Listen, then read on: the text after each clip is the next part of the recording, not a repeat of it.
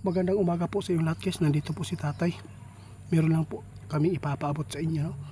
Gusto ko talagang malaman at ipaabot sa inyo kung ano po ba ang takbo ng ating bansa ngayon. Dahil po kakatapos lang po ng eleksyon.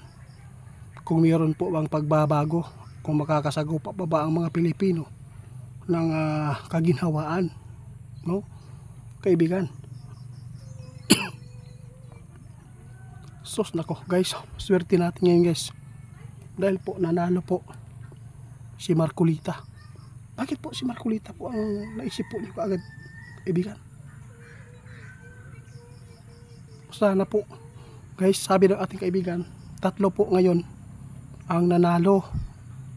Lalo na si Bungo at si De La Rosa. Ngayon guys ay pagkaibigan po sila, tandem po sila, team po sila ngayon. Nagpapasalamat tayo dahil po mayroon pong nanalo. Ito po yung hinulaan ng ating kaibigan.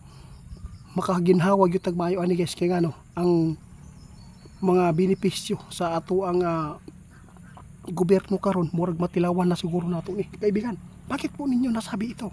Ano po ba talaga ang nakita po ninyo kay Marcolita? Salamat po, napakaswerte natin guys. Dahil po si Marcolita guys, malaking tulong po yan. Ito po yung sabi ng ating kaibigan. Bakit po kaibigan? Kaya po ba niyang maano yung mga tao doon sa Senado? Pwede po bang istoryahan ba niya o sa'yo maayo? Salamat po guys. Ito po yung pinakaswerte natin po ngayon. Dahil po nanalo si Marcolita. Abangan po nyo guys alam po natin marami makabenepisyo ngayon dahil po sa kabutihan ng puso ni Marcolita. Dahil po meron pong makapagsabi na hindi maganda ang gagawin po ninyo dyan. Kasi po pag ito po yung magkasama yung 3 doon guys, lalo na si Amy Marcos ay nanalo dahil po sa pag-endorso. Ito po yung pinakaswerte natin ngayon. Abangan lang po nyo guys hindi naman po yan basta-basta, no? Na magaganap po talaga ang ipinapaabot ng ating kaibigan na may pagbabago ngayon dahil po sa mga bago nating mga senador.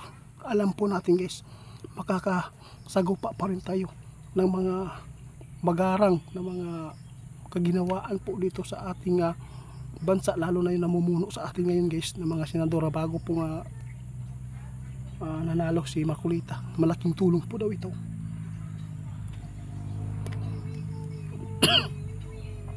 O nga kaibigan, kaya gusto ko talagang malaman. Gusto ko may paabot sa lahat ng mga tao na dapat sana na hindi po sila mawalan ng pag-asa. Guys, manawagan po kami, huwag kayong mawalan ng pag-asa dahil po mayroon po nakita si kaibigan na kaginawaan po ng Pilipinas. Kontrolado po nila ngayon guys ang mga kurakot karong guys. Tugod kay naay mulaban sa tuwa, meron po makapagtanggol sa atin. Salamat po kaibigan. Oo, sana po matulungan po at mapasukan po ng anghel ang mga kasamahan po ni Marcolita. Na sana po ay makabawi ang lahat po ng mga senador po ngayon dahil po sa kakulangan at hindi po maayos po ang takbo ng aming bansa ngayon dahil po sa kahirapan na nasagupa namin.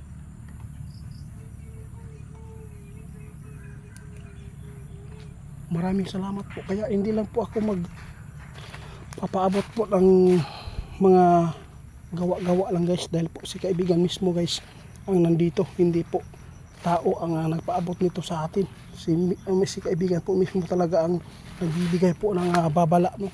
At papaabot sa lahat po ng makapanood. Sana po paki-share guys dahil po mayroon tayong pag-asa ngayon. Buhay, mabubuhay talaga ang ating dugo dito guys kapag ito ay maranasan na po natin ang kaginhawaan po dito sa ating bansa, no? Hindi man po ito totally na maginhawa, ngunit maraming mga tao makabenepisyo nito, no? Hindi lang po tayo, pwede na tayo lang ang mapansin po dito, kundi lahat po ng mga Pilipino na nangangailangan ng tulong, lalo na yung kuryente na inasa po, no? Yung gipangako ba ni Marcolita na kung ano man po ang napanood natin, matutupad po talaga yan guys. Malaking tulong po yan, malaking tulong talaga kaibigan.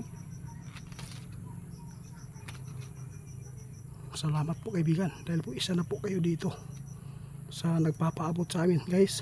Aya lang biyod mo o gubuhat o dautan ha.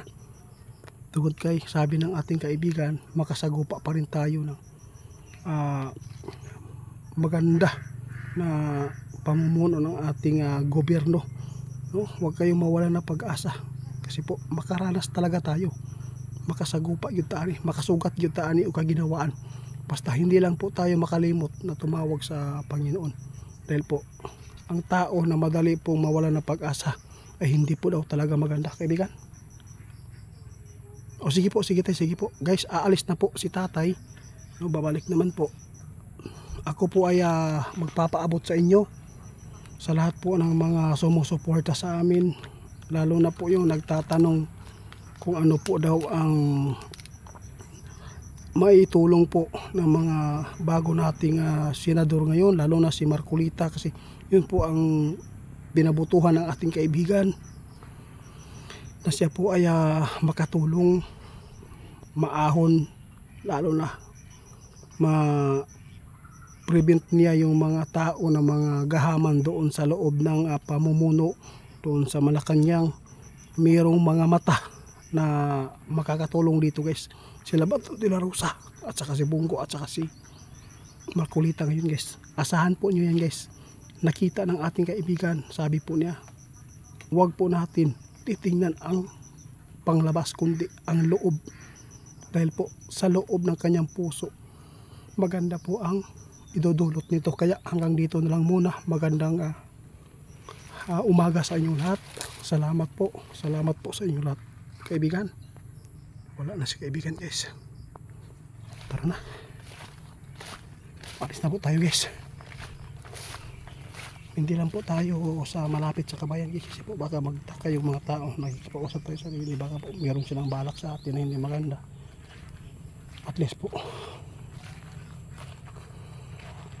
hanggang dito na muna guys ha. Salamat po sa inyo.